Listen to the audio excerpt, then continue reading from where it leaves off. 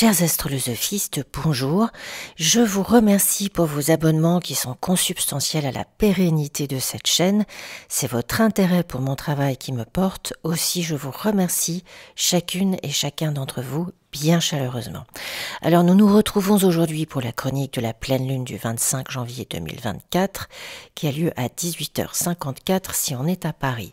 Cette pleine lune a lieu en Lion, où elle se trouve à 5 degrés 14.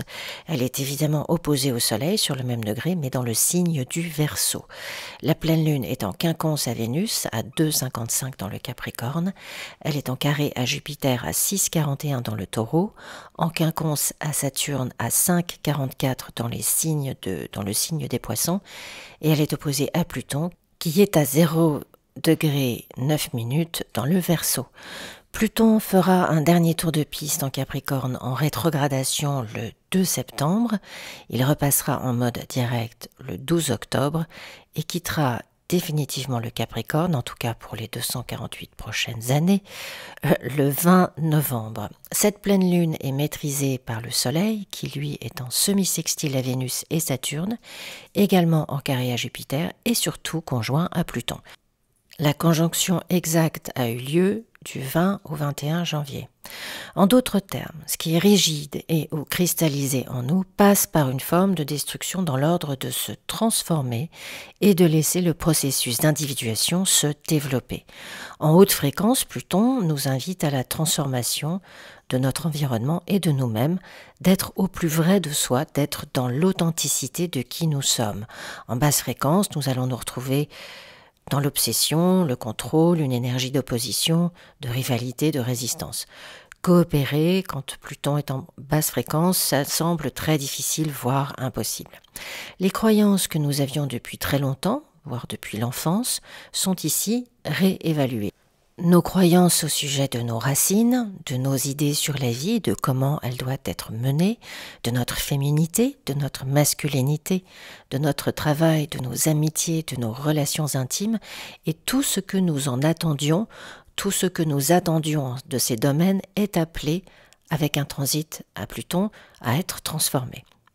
C'est donc un véritable bouleversement intérieur. Des relations que nous pensions connaître par cœur révèlent un visage que nous ne connaissions pas, mais par ricochet révèlent aussi la puissance de notre déni, de notre force de scotomisation, qui n'a rien à voir avec la naïveté, mais plutôt le contrôle et ce que nous avons sacrifié à la nécessité de dominer les autres et notre environnement. Donc là aussi, des réalisations difficiles et parfois douloureuses, ce n'est pas parce que les relations meurent et sont enterrées que leurs fantômes cessent de nous hanter.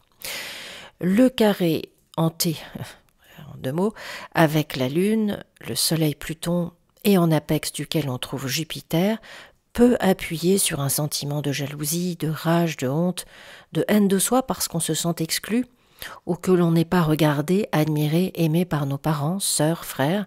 On veut dominer émotionnellement quelqu'un d'autre ou le pousser à changer afin qu'il ou elle soit conforme à nos désirs, ou alors c'est quelqu'un de notre famille qui nous accable de cette façon. Il peut y avoir pas mal de confrontations, des changements drastiques dans la maison provoqués par des événements écologiques, géologiques, politiques, économiques qu'il nous est impossible de contrôler. Peut-être sommes-nous dans une situation qui nous oblige de déménager. Il peut y avoir aussi un décès dans la famille qui change beaucoup de choses. Dans certains cas, nous devons améliorer la sécurité de notre maison et avoir pas mal de dépenses pour ce faire, mais c'est nécessaire. Quelque chose change dans notre environnement et nous devons le prendre en compte. Il peut y avoir des difficultés financières dans une situation de compte joint, d'assurance, d'impôts, de pension alimentaire. Le face-à-face avec nos propres ombres n'est pas très agréable, mais c'est indispensable pour pouvoir renaître, pour pouvoir se régénérer. Ce peut être très bénéfique si on se dégage de nos comportements habituels, si on en profite pour modifier nos mécanismes de défense, par exemple.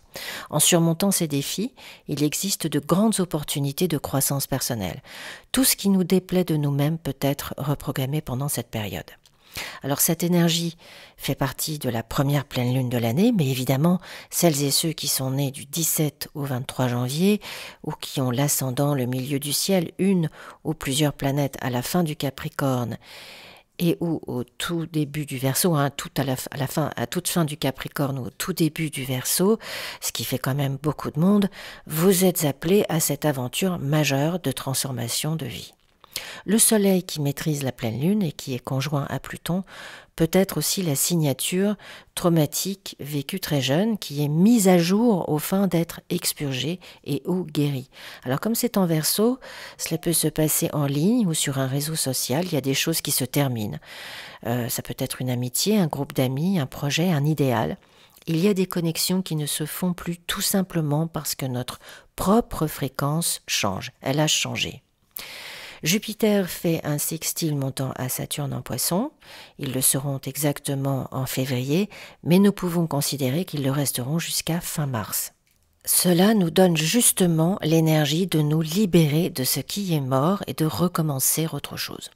Nous touchons du doigt la progression tangible d'un objectif de longue haleine et l'importance des opportunités qui nous sont proposées à cette époque.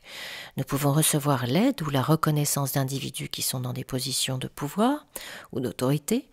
Nous avons besoin d'être en confiance, nous avons besoin d'honnêteté professionnelle dans nos affaires et dans nos contacts. Il existe un équilibre entre l'optimisme et la prudence parce que nous faisons preuve de maturité. La maturité est essentielle dans les hautes fréquences de cette pleine lune. Vous voyez ce quinconce lune-Saturne qui invite à maîtriser ses émotions pour que nos échanges soient le plus efficaces possible. Des personnes plus âgées que nous ou plus expertes peuvent nous accorder leur soutien, leur appui, voire leur amitié. Nous reprenons la route avec une meilleure compréhension de qui nous sommes et c'est évidemment plus confortable. Vénus, qui maîtrise Jupiter en Taureau, lui fait un trigone et elle est aussi en sextile à Saturne. Nous pouvons rencontrer quelqu'un avec qui nous aurons une relation durable, commencer une période de stabilité amoureuse, affective. On se construit par amour. On aime d'une façon plus dépouillée, plus réaliste. On peut déménager dans une maison, à la campagne ou à la montagne. On peut se lancer dans des travaux très efficaces de maçonnerie aussi. On peut partir faire une retraite dans les collines, aussi à la montagne. On peut reprendre des études ou suivre une formation sur la théologie, la spiritualité, les mythes, l'astrologie, le mysticisme. Il peut aussi s'agir de l'étude d'une langue et d'aller à l'étranger pour s'en imprégner au plus vite. La voix, notre voix, est très importante à cette période, ou que l'on exprime nos valeurs de façon plus articulée, ou que l'on rejoigne une chorale, que l'on se mette au chant. Pour les artistes, il peut y avoir une proposition professionnelle à bord d'un navire, d'un paquebot, qui au-delà d'être très sympa, mais vraiment du beurre dans les épinards. L'immobilier, la gestion d'un patrimoine, d'un hôtel, d'une terre agricole, de champs, de vignobles, de jardins, de vergers, de potagers et tous les commerces se rapportant à ces domaines peuvent rencontrer une amélioration très significative. Mais ne signez rien qui ne soit pas rigoureusement clair et honnête. Vénus est carré à Neptune, il vaut mieux attendre la mi-février pour signer. Alors je suis comme vous, je suis l'actualité, je vois bien que les gens montent au filet pour exprimer leur légitime mécontentement, on voit bien le bras de fer, la violence aussi, dans ce carré hanté, et comme Saturne est le maître historique du Verseau, c'est plutôt sur cet axe que nous allons travailler à la solution, c'est-à-dire en battant les bureaucrates sur leur propre terrain. Pour ça, il faudra se fédérer et organiser des groupes de travail. L'agressivité de Mars, qui peut être à fleur de peau avec le carré à Chiron, est conjoint à Mercure en Capricorne, et cette conjonction est en trigone à Uranus. Uranus, c'est l'octave supérieure de Mercure. Cette pleine lune peut être très riche d'idées géniales, nouvelles, innovantes, tant qu'elle reste réalisable. L'intelligence, le bon sens, le pragmatisme servent de lien entre différents groupes sociaux dans un sens de progrès, de compréhension. Le souci d'indépendance et de liberté coexiste ici avec celui de la fraternité. On a les dons pour entrer en contact avec des milieux différents, des milieux nouveaux que nous n'avions pas l'habitude de fréquenter. Cette nouvelle façon de faire permet de renforcer son action. La force est dans la fédération ici. L'union fera la force. La détermination est exceptionnelle parce que le changement de vie est inéluctable. On a l'obligation de s'organiser autrement. Avec Mars en Capricorne, en trigone à Jupiter et Uranus, l'action et la lutte marchent sur les secteurs de la vie moderne, la nécessité de décisions pérennes en faveur de l'affranchissement. Avec Mars, on est toujours dans l'impulsivité, dans l'ici et maintenant, même en Capricorne. On peut donc refuser et ou se battre contre ce qui ne pourra pas être décidé et réalisé tout de suite. C'est pour cette raison qu'il serait avisé de nous trouver un ou une porte-parole plus mesuré et dans tous les cas plus stratégique ou articulé que nous, Mercure en Capricorne.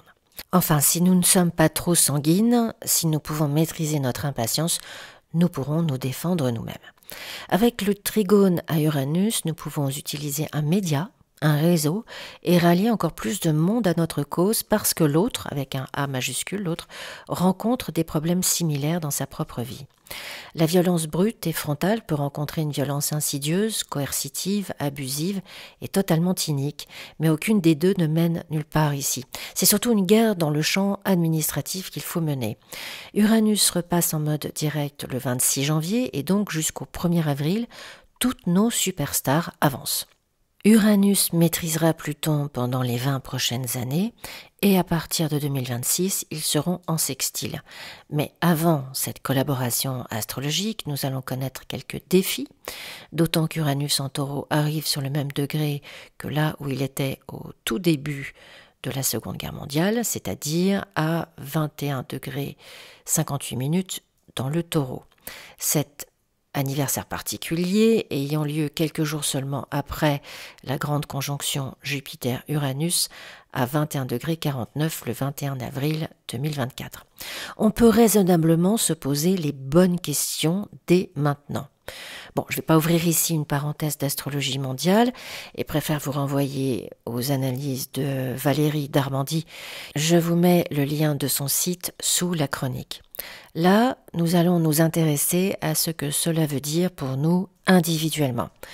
Ce que je mets en place aujourd'hui doit me permettre une certaine indépendance, une libération par rapport à ce qu'ont vécu mes parents, mes grands-parents, et de cet héritage psychologique qui m'a peut-être accablé ou entravé dans ma vie.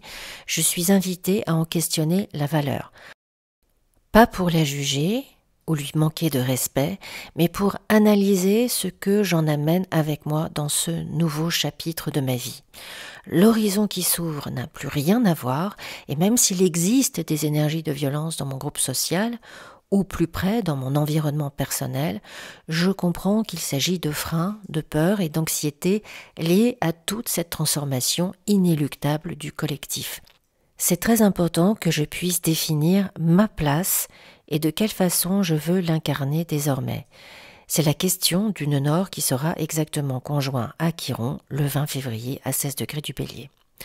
Il ne s'agit plus de prendre exemple sur les autres, de leur emboîter le pas, de défendre une cause qui n'est pas la mienne. J'ai une volonté propre, j'existe, je prends la mesure de mon identité et de mon droit inaliénable d'être en vie. Si la blessure de la légitimité recommence à me faire souffrir, c'est que j'ai besoin d'y travailler. Et c'est en y travaillant que j'apprends que la vulnérabilité que je crains est en fait un atout plutôt qu'un handicap. La pleine lune est en trigone à Neptune dans les Poissons et c'est donc un moment où je peux demander et trouver de l'aide ou en apporter à quelqu'un d'autre. Le sens de l'idéal est très fort, l'imaginaire et l'inspiration aussi.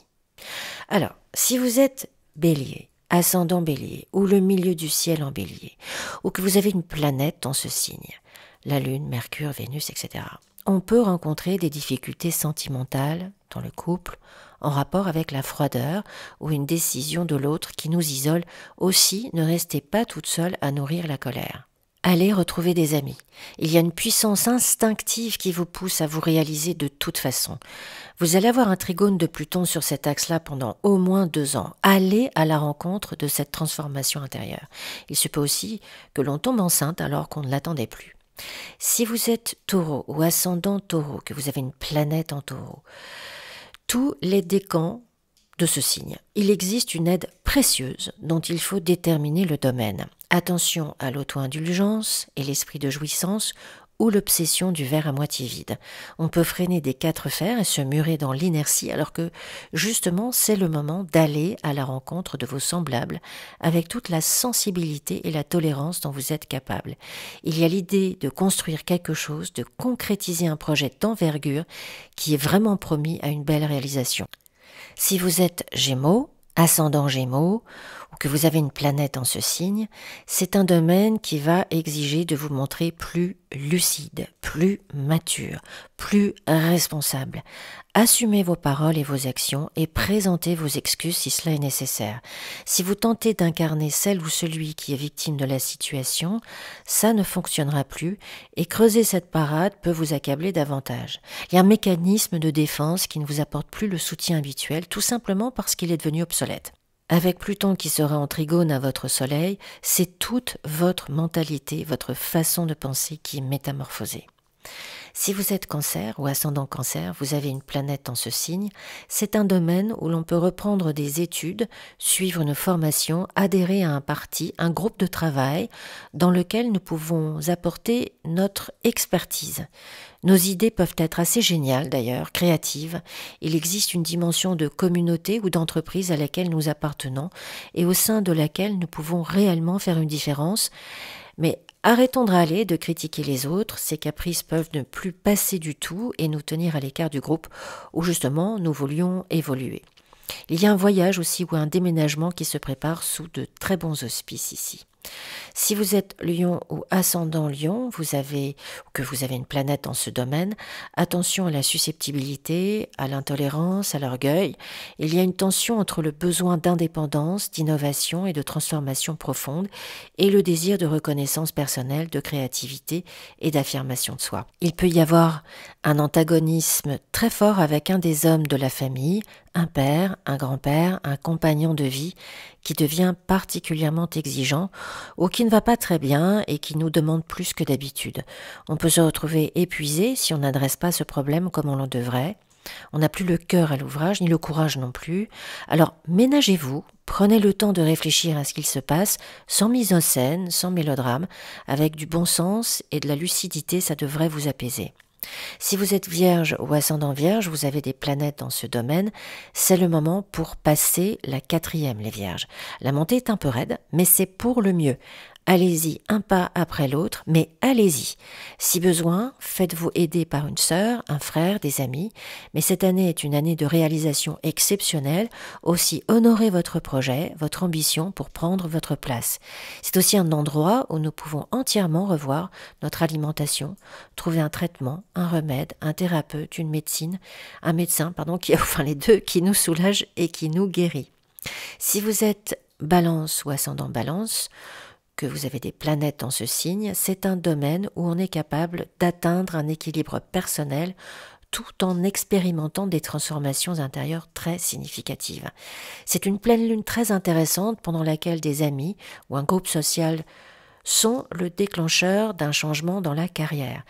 Vous vous attaquez au défi avec une force, avec une intelligence que les autres vous reconnaissent et vous savez fédérer de belles personnes autour de votre projet. Il peut y avoir des accros dans le couple, mais chaque chose en son temps. Il y aura sans doute un voyage en juin qui apaisera tout ça. Si vous êtes Scorpion ou ascendant Scorpion, ou que vous avez des planètes dans ce domaine, le challenge est plutôt costaud quand même, surtout en début de signe. Le mieux, c'est de commencer sans attendre un travail sur soi, et cela quel que soit votre âge. Il n'y a jamais rien de trop tard en Scorpion. L'ego est très chahuté, et va devoir se délester de croyances, de certitudes, que ce soit en famille, au travail, dans le couple, avec les amis. C'est l'heure de la transformation, les amis Scorpions. L'arrivée d'Hercule et de son neveu au bord de votre marais. Tout ce qui était condition pour entreprendre quelque chose de nouveau ne peut plus servir d'excuse ou de procrastination. Là, il vous faut agir et organiser ce nouveau chapitre de votre vie. Il va vous falloir desserrer vos petites pinces et laisser partir ce qui n'est plus. Faites-le tranquillement, mais faites-le. Ce peut être aussi une situation autour du sujet de l'argent qui prend beaucoup trop de place, réfléchir à quoi cela nous renvoie, cette obsession, et puis évidemment lâcher prise. C'est la fantastique créativité de ce signe qui a besoin d'être honorée ici. Si vous êtes Sagittaire ou ascendant Sagittaire ou avez des planètes dans ce domaine, réfléchissez à 2 fois avant de défendre des causes ou d'adhérer à un parti ou de signer une pétition. Après l'enthousiasme démesuré viendront les conséquences de vos emballements incendiaires et il s'agit ici de ne pas mettre le feu à votre propre bateau. Où est ce bateau, justement? Dans quel océan? Amarré dans quel port? Faites un peu le tour du propriétaire avant d'accabler les autres de directives, de conseils et d'autres guidances que vous ne suivez pas vous-même. Il y a certainement des responsabilités à prendre, à assumer dans le calme et la mesure. Beaucoup de choses vont changer, n'allez pas trop vite. Si vous êtes Capricorne ou ascendant Capricorne, vous avez des planètes dans ce domaine, on peut dire que ça monte, que ça se verticalise de la belle façon, que votre détermination et votre travail commencent à payer, mais ce n'est pas fini. Il faut garder le rythme et la mesure. Attention aussi à la condescendance dans vos conversations qui pourraient vous échapper parfois, car elles n'échapperaient pas du tout à celles et ceux dont on aurait besoin pour réaliser nos projets. N'hésitez pas à coopérer, à trouver des alliés, des gens qui ont le pouvoir ou l'autorité de vous ouvrir les portes. Faites attention si vous partez au sport d'hiver, Mars conjoint Mercure carré Chiron signe souvent des chutes et des accidents.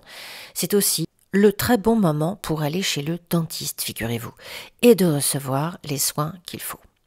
Si vous êtes Verseau ou ascendant Verseau ou avec des planètes dans ce domaine, attention au manque de contrôle de ces instincts qui risquent de détruire ce qui est en train de naître de positif. L'anticonformisme, l'envie de détrôner les vieux modèles, de se libérer des entraves nourrit l'impatience et l'intolérance. Il y a de très bonnes intuitions dans le domaine du Verseau, mais il va falloir prendre le temps de faire un peu de pédagogie, d'explication de texte et de méthode, sinon vous allez vous retrouver dans l'arène face à la terrible colère du taureau que vous n'aurez pas l'art de savoir soumettre. Il existe une véritable révolution dans le domaine de l'éducation, de la protection de l'enfant, à un point d'ailleurs probablement inédit dans notre humanité, même si ça n'en est qu'aux prémices. Cette partie du zodiaque est sujette dans cette période de pleine lune à des intrusions dans ses informations personnelles, surtout celles qui sont en ligne. Il serait sans doute bien avisé de changer les mots de passe et surtout ne répondez pas aux emails, aux textos qui ne révèlent pas leur destinataire. On supprime. Si vous êtes Poisson ou ascendant Poisson, que vous avez des planètes dans ce domaine, vous êtes attendu à la rencontre de votre destinée, rien de moins, de l'incarnation de ce pourquoi vous êtes là. Il existe peut-être une certaine forme de solitude, de détachement d'avec ceux qui nous sont proches d'habitude, mais qui peut être formidablement nourrie par la lecture, l'art, la créativité sous toutes ses formes, musique, théâtre, photo, littérature, etc. Aussi par l'exercice méditatif et contemplatif. On apprend ici où on développe son sens de la gratitude et de l'amour inconditionnel. Vénus est encore en carré, mais décroissant à Neptune, donc notre idéalisation peut être encore un peu démesurée, mais ça va prendre une forme plus confortable d'ici quelques jours. Allez-y les poissons, prenez votre place, sortez la planche et surfez sur cette magnifique vague jusqu'en mai. Important de bien tout, le mois de mai, important de bien tout organiser maintenant, avant que Jupiter n'entre en Gémeaux et multiplie les rencontres, les décisions à prendre, les déplacements, les propositions d'autres projets et qui donne un peu le tournis. Assurez vos fondations aujourd'hui. Voilà, chers astrolosophistes, cette chronique est à présent terminée. Pour une analyse personnelle de ces transits dans votre thème, n'hésitez pas à prendre rendez-vous à l'adresse qui s'affiche à l'écran, astrolosophicafé@gmail.com. Je vous souhaite une magnifique première pleine lune et je vous dis à dans 15 jours pour la chronique de la nouvelle lune qui aura lieu en Verseau. À bientôt sur Astrolosophie.